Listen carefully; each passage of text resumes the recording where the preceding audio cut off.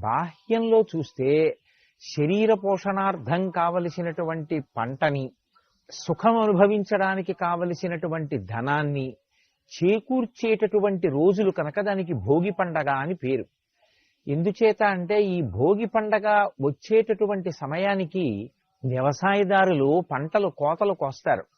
ఆ పంట అంతా ఇంటికి వస్తుంది.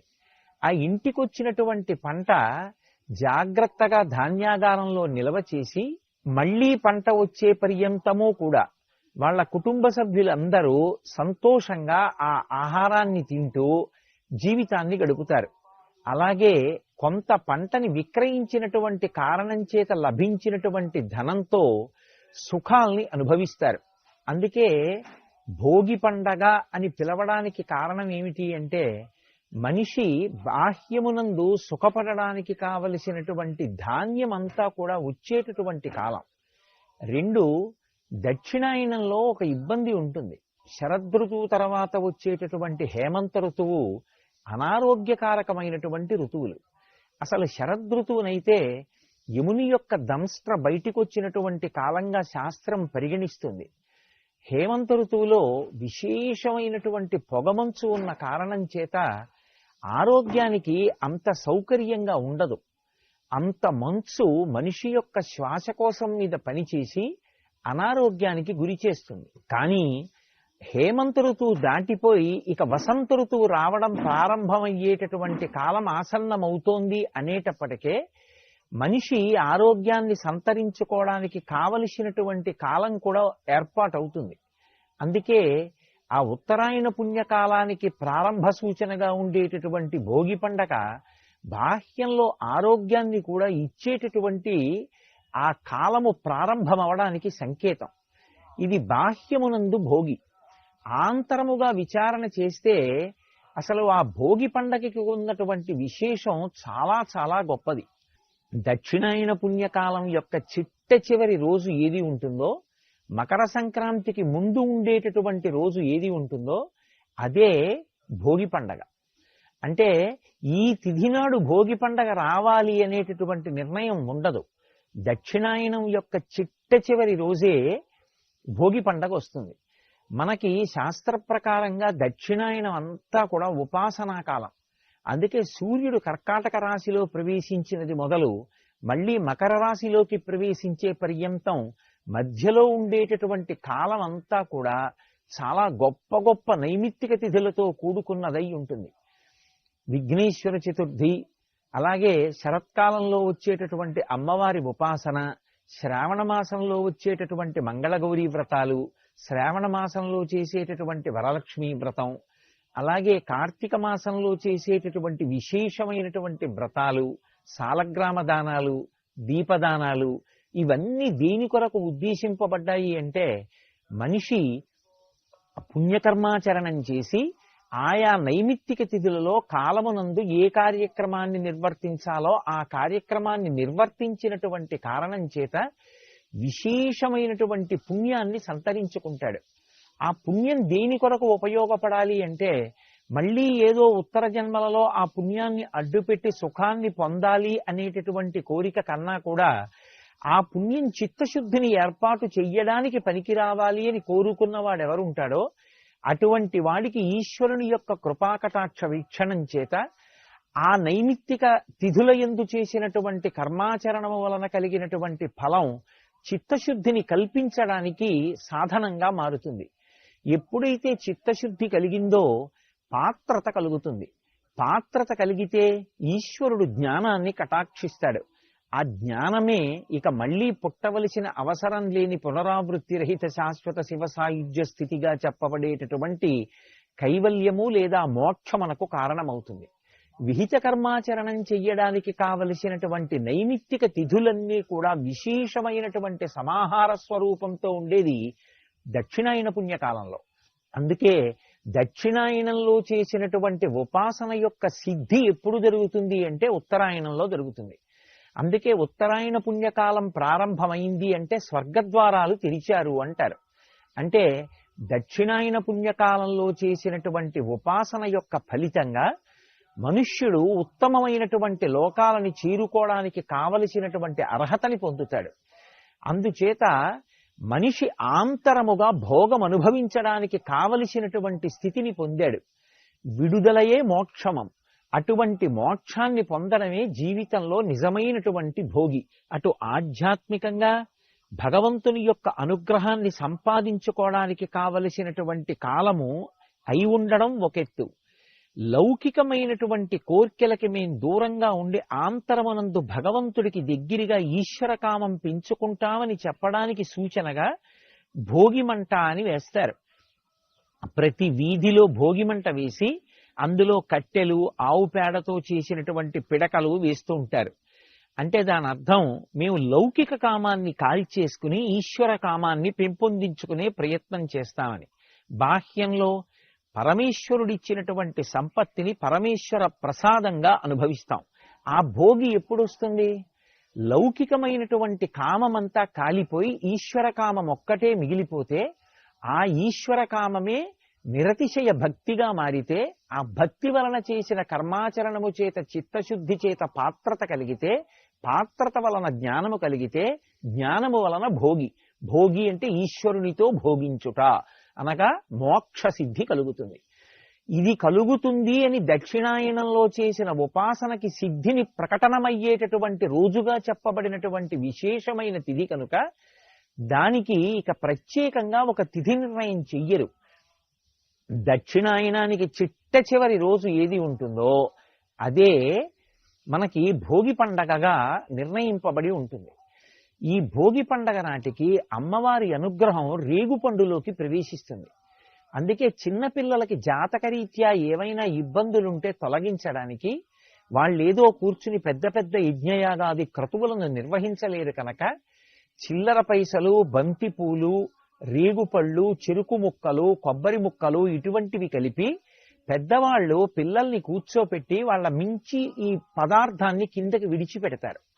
ఈ పదార్థాలు వాళ్ళ తలమించి కిందకి పడిపోతే భోగి పీడ తొలగిపోయి వాళ్ళు సంతోషంగా జీవితం గడపడానికి ఏ అనారోగ్యము ప్రతిబంధకంగా వచ్చేటటువంటి అవకాశం ఉంటుందో అటువంటి అవకాశము తొలగిపోయి వాళ్ళు ఉత్తరోత్తర జీవితంలో సంతోషంగా ఉండడానికి కావలసినటువంటి వ్యవస్థ ఏర్పడుతుంది. అందుకే భోగిపీడ తొలగించుకునేటటువంటి అద్భుతమైనటువంటి రోజు భోగి పండగ. మకర సంక్రాంతి, దీన్నే మనం పెద్ద పండగ అని పిలుస్తూ ఉంటాం. సూర్యుడు ఉత్తరాయణ పుణ్యకాలంలో ప్రవేశించినటువంటి రోజు అని పిలుస్తూ ఉంటాం. సూర్యుడు ఉత్తరాయణ పుణ్యకాలంలో ప్రవేశించినటువంటి రోజు ప్రారంభం నుంచి ఇక మకర సంక్రాంతి అవుతుంది. ఉత్తరాయణ పుణ్యకాలం ప్రారంభమైంది అంటే దేవతా సంబంధమైనటువంటి కార్యక్రమాలకి చాలా విశేషమైనటువంటి స్థానము కల్పింపబడుతుంది. సూర్యుడు మకర రాశిలోకి ప్రవేశిస్తే మళ్లీ కర్కాటక రాశిలోకి ప్రవేశించే పర్యంతము ఉన్నటువంటి కాలం ఉత్తరాయణ పుణ్యకాలం. ఉత్తరాయణ పుణ్యకాలం తనంత తానుగా చాలా తేజోవంతమైనటువంటి కాలంగా, ఈశ్వర సంబంధమైనటువంటి కార్యక్రమాలు ఏవి చేసినప్పటికీ కూడా చాలా గొప్ప ఫలితాన్ని అనుగ్రహించగలిగినటువంటి కాలంగా చెప్పబడుతుంది. అందుకే సూర్యుడు మకర రాశిలోకి ప్రవేశించేటటువంటి సమయాన్ని లెక్క కట్టుకుని ఆ ఉత్తరాయణ పుణ్యకాలం ప్రారంభం అవుతోంది అన్నప్పుడే ప్రత్యేకంగా ప్రయత్నపూర్వకంగా ఆ మకర సంక్రమణ స్నానము అని చెప్పి చేసి పితృదేవతల యొక్క సంతోషం కోసం, దేవతల యొక్క అనుగ్రహం కోసం మనం దాన ధర్మాది కార్యక్రమాల్ని నిర్వర్తిస్తూ ఉంటాం. ఇటువంటి ఉత్తరాయణ పుణ్యకాలం ప్రారంభమైనటువంటి మకర సంక్రాంతిని పెద్ద పండగగా మనం ఆంధ్రదేశంలో చాలా చాలా విశేషంగా చేసుకుంటాం. ఆ పండగ నాడు కొత్తల్లుళ్ళని ఇంటికి పిలిచి చక్కగా వాళ్ళందరికీ కూడా తలస్నానం చేయించి నూతన వస్త్రములనిచ్చి మంచి మధుర పదార్థాలతోటి అత్తవారి ఇంట్లో చక్కటి భోజనం ఏర్పాటు చేసి విందు వినోదాలతో ఎంతో సంతోషంగా చేసుకునేటటువంటి పండగ. ప్రత్యేకించి సంక్రాంతి పండగ అనేటప్పటికీ దాని శోభ వేరు. ప్రతి ఇంటి ముందు కూడా పెద్ద పెద్ద రంగవల్లులు తీర్చి గొబ్బిళ్ళు పెట్టి ఆవు పేడతో చిన్న చిన్న ముద్దలు చేసి ఆ గొబ్బిళ్ళకి బంతి పువ్వు అలంకారం చేసి కన్నెపిల్లలందరూ కూడా ఆ గొబ్బిళ్ళ చుట్టూ తిరుగుతూ పాటలు పాడుతూ ఆ ఆవు పేడలోకి ఆవాహన చేయబడినటువంటి అమ్మవారి యొక్క అనుగ్రహ విశేషం చేత వారికి ఉత్తముడైనటువంటి భర్త లభించాలని, వాళ్ళ జీవితం సుఖ సంతోషాలతో గడవాలని అమ్మవారిని ప్రార్థన చేస్తూ కొత్త బట్టలు కట్టుకుని ప్రాతకాలంలోనే ఆ గొబ్బిళ్ళ పూజ చేసి వాళ్ళందరూ గొబ్బిళ్ళ మీద పాట పాడుతూ చుట్టూ తిరుగుతూ కిరింతలు కొడుతూ నైవేద్యాలు పెడుతూ ఆ ప్రసాదాలు పంచుకుంటూ తింటూ ఒక కొత్త శోభని ఆవిష్కరించేటటువంటి కాలం. అలాగే గంగిరెద్దులు. మనకి ఎద్దు ఎంతో పూజనీయమైనటువంటి జంతువు. అది స్వయంగా పరమశివునికి వాహనం. దానిని ఆ విషయంతో అనుసంధానం చేసినప్పుడు భగవంతుడి వాహనంగా అనుగ్రహించగలగడం ఒక ఎత్తైతే, వేదం ఎద్దు గురించి ఒక మాట చెప్తుంది. ఎద్దు యొక్క డెక్కలలోంచి అమృత బిందువులు పడతాయిట. వ్యవసాయం ప్రారంభం చేసే ముందు ఎద్దుని తీసుకొచ్చి దాని మెడ మీద నాగలి ఉంచి ఆ భూమిని దున్నినప్పుడు దాని యొక్క డెక్కలలోంచి పడినటువంటి అమృత బిందువుల చేత పవిత్రమైనటువంటి భూమిలోంచి వచ్చినటువంటి పంట ఏది ఉంటుందో ఆ పంట తేజోకారకం అవుతుంది. అది కంటి సంబంధమైనటువంటి వ్యాధులు రాకుండా కాపాడడమే కాకుండా తిన్న అన్నం ఆరో వంతు మనసుగా మారిపోవాలి. కాబట్టి ఆ మనసు భగవంతుని యందు కృతజ్ఞతాభావం కలిగినదై, శాస్త్రమునందు విశ్వాసము కలిగినదై, 10 మంది కొరకు నేను ప్రవర్తించాలి అనేటటువంటి త్యాగబుద్ధితో కూడుకున్నవాడై, త్యాగే నైకే అమృతత్వమానసహు అనేటట్టుగా బ్రతకడానికి కావలసినటువంటి విశేషాన్ని అనుగ్రహించగలదు. దీనికంతటికీ ప్రధానమైనటువంటి నేపథ్యం ఎక్కడుంటుంది అంటే ఆ ఎద్దు యొక్క డెక్కలలోంచి జారేటటువంటి అమృత బిందువులు భూమిలో తడవడం కారణం. అందుకే ఏరువాక పౌర్ణమి అని ఎద్దుని నాగలి కట్టి దున్నించేటటువంటి కాలం పర్వమైతే, మనకి అలా అనుగ్రహించినటువంటి ఆ ఎద్దుని మళ్ళీ ప్రత్యేకంగా అలంకారం చేసి గంగిరెద్దులుగా ఇంటి ముందుకు తీసుకొస్తారు. మంగళప్రదమైనటువంటి వాక్కులను ఆ గంగిరెద్దు తీసుకొచ్చినటువంటి వ్యక్తి పలుకుతాడు.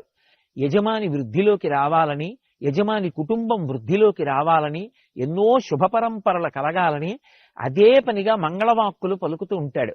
ఆ మంగళవాక్కులు పలుకుతున్నటువంటి ఆ గంగిరెద్దుల వ్యక్తి దగ్గరికి వెళ్ళి మనకి తోచినది ఏదో ఒకటి ఇస్తే అతను ఆ పలికినటువంటి మంగళవాక్కులకు తీసుకొచ్చినటువంటి ఆ గంగిరెద్దు తల ఊపుతూ ఉంటుంది.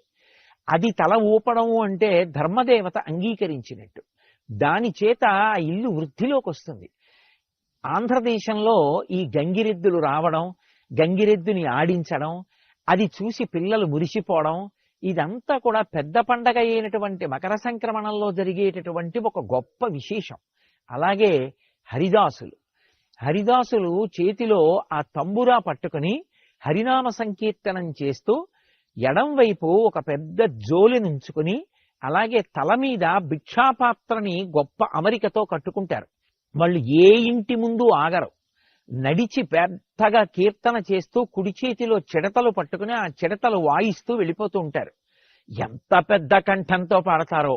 వాళ్ళు హరినామ సంకీర్తనం చేసి వెళ్ళిపోతుంటే యజమాని తన బిడ్డల్ని పైకి పంపించి ప్రత్యేకంగా ఆ హరిదాసుని ఇంటికి ఆహ్వానిస్తారు.